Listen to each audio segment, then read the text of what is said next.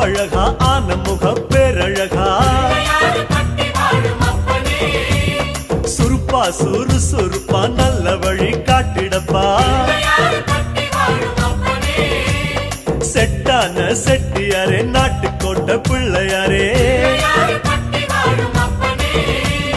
வட்டி மேல வட்டி போட்டு வரமளிக்கும் பிள்ளையாரே கொட்ட கோடி மரமாம் கொடி வளர்ந்த அம்பலமாம்